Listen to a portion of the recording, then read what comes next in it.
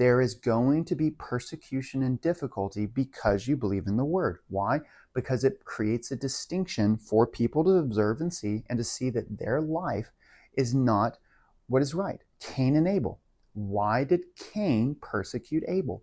Because the word of God showed and shone in their life and evaluated them and showed that it wasn't right. And immediately he what? He was stumbled. Matthew chapter 10, verse 27 through 31 gives a little bit of a context there with the tribulation and the persecution.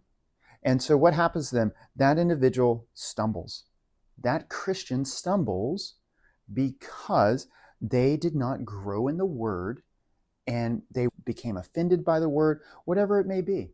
At different times in our life, we may get what? We may stumble. We may get overtaken.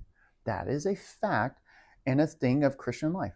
If someone stumbles, immediately he stumbles. If someone stumbles, does it mean they're not a Christian? No. We saw that in Galatians. In Galatians, the latter part, 4, 5, and 6, especially Galatians 5 and heavily in Galatians 6, Paul there addresses how and what do we do to restore the individual that has been stumbled. How do we restore them back to the Lord? And here is the thing with the individual who is dried up, who was planted on stony places where there was no good ground. There was quick growth. We saw quick excitement.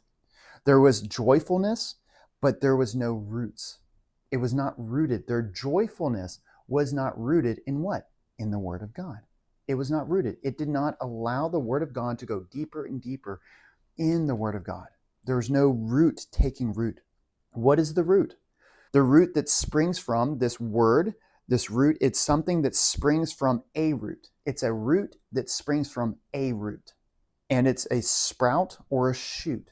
So there's a continued growth.